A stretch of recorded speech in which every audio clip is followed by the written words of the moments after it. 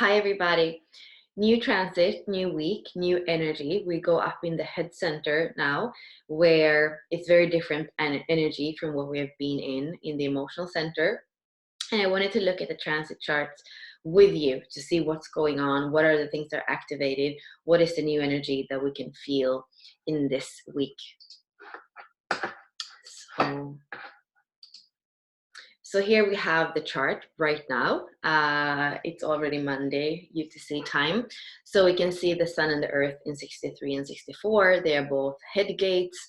We have the head where we have doubt, confusion, and psychosis. All three are activated right now through the sun and the earth and Pluto. So all strong activations. Pluto has been there for a while now and is staying there, and it's going to have also some conjunctions and strong, aspects soon, in like 1 or 2 weeks now in March with Mercury, for example, as well. So the 63 has to do with, like what we were saying, it's the logical mind. It likes to find answers, and we can say when we look at the 63 that it's more that masculine kind of, looking for answers with logic. The first line is called composure, so it's the ability to stay composed although we have all this pressure to find answers. The doubt is not fall into suspicion or self-doubt, but to keep inquiring, to keep being curious. And when we look at the 63 and the 64 together, we can say the 63 is more the masculine and the 64 is more the feminine. And what Richard says is that logic will only take us so far, and then it kind of all masculine paths become the feminine path. So if you think about, he also takes this example about the 63 as the path of yoga. So the practice that you do every day, it's sequential, it's refinement little by little, and then finally one day you kind of come into that enlightenment state, which actually can't really be grasped at all with the logical mind. And that the 64 is more the tantric path, the path of imagination, illumination, energy that is like much less logical, much more abstract.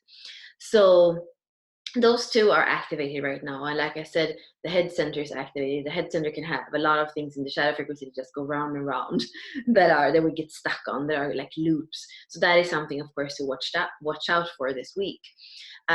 Something else that I think is interesting is that you see that we have the channel 360, which is the channel of mutation, that pressure to mutate, that pressure to change. And when we look at it in the planets, you can see that we have it in the third, in Venus in line 1, and then we have it in Saturn in line 3. And Venus and Saturn are this like the feminine, the masculine archetypes, the kind of the inner marriage, where Saturn is in one way the higher values maybe of Venus, but they are both together. So we can say when we look at it, the 60.3 is about this choicelessness in the third line. The third line is always about trial and error, but also about transcending shame and transcending failure, and see this all just like a divine plan to be stable in that Saturn, it comes here to be stable.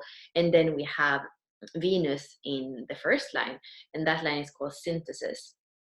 So it's Venus who is, I guess that she is always in the third. When she's in the third gate, she's always looking at playfulness and innocence. And I guess that in the low frequency, this inner marriage has to do with the limitations of structure in the 60, and then it has to do with the chaotic part of the feminine in the third gate. But in a higher level, it's really about the inventiveness of the third gate, and also the magical reality that happens when the 60 accepts the limitation or accepts the structure and then suddenly transcends it. So I feel this is a powerful activation right now, and it's actually the only channel that we have in the chart. And then we have a lot of activations from the root, so a lot of perseverance. There can be you know, the achievement and the like a little bit of like perseverance in the 38, and then the 58 is to look at, you know, what are we dissatisfied by, what is like, what do we want to use our vitality for, and the 52 has to do with the ability to focus. So all these things are activated right now, and we have the 55 again that we were in just last week, that is in Mercury. So again, spirit wanting to give us feedback in the second line. Spirit want to talk to us. That has to do with our communication, with our, you know, how we are communicating and analyzing things right now. And it's still in retrograde, so it's also like an inward thing to kind of re evaluate and go inwards. And I would say also that the three completely open centers, the G center, the ego, and the spleen, are also, it's in the middle of the chart, also inviting us to go inward and to really look at, you know, who am I? Where am I going? What is love for me? Or what do I love? And not looking for that outside ourselves. That's the completely open G center. And then the completely open ego is making us look at worthiness, value. Where am I trying to prove myself? Where am I running in the hamster wheel without realizing that it's not by doing that I'm going to get worthy, you know, that I'm going to feel worthy. That's something inherent. And to see those patterns where we're trying to prove ourselves, or like run to get things done or become something. And then the open spleen has to do with like, what are you holding on to? Are the things lingering in your life that are not good for you, physically, emotionally, spiritually, or mentally? And to be able to start cutting those things out. And you can see that there's also a lot of possibilities if you have any. If you have the 57, the 50, the 32, the 20, the 18, these are going to form channels with no, actually not the 50, yeah, the 57. These are going to form channels. So these are activations that are going to influence you if you have any of those gates. And then we also have the open ajna. So it's like, what are you pretending to be certain about? And where are you trying to feel more safe by pretending you're certain? Can you allow all these ideas to come through? Can you allow insights? And can you allow, you know, the understanding also to change from one day to another? Or are you trying to pin it down? That would be the open ajna that is also there right now. And the throat only has one activation. It's about presence. So how can we be present right now with, especially this channel, I feel that is activating the channel of mutation. What is it that want to mutate now? What is the feminine part in you? What is the masculine part? What are, you know, what is their communication? And do we feel limited by structure? Do we feel that it's too chaotic, so we're trying to cling as the immature feminine? Those are questions this week that I feel are important to look at.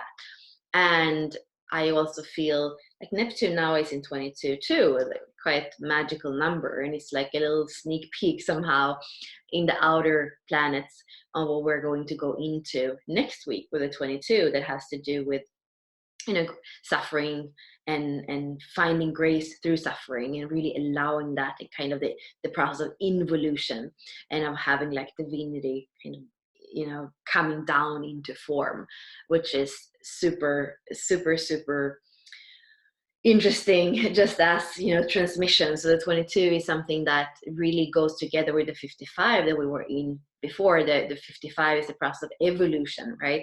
And then the 22 is the process of involution, the cosmic mother and coming into form. And that is something that's already starting to kind of activate this week through this, through Neptune. So yeah, and I also invite you to go and check out the 64 doors.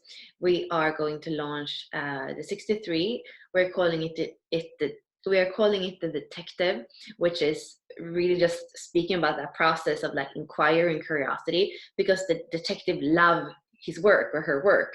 So it's really about, it's fun from the start when we have the first question of inquiry, and then we're mapping out basically, you know, to come closer to truth. But it's not that we are frustrating and in doubt and suspicion along the way, but it's this kind of adventure where we're mapping out thing by thing and getting more clarity.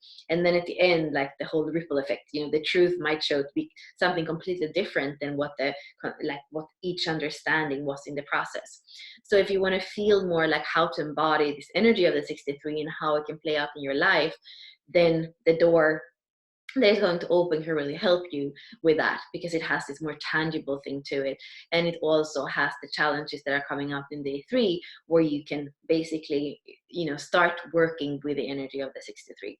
So that is something really exciting. And yeah, have a good transit in the 63.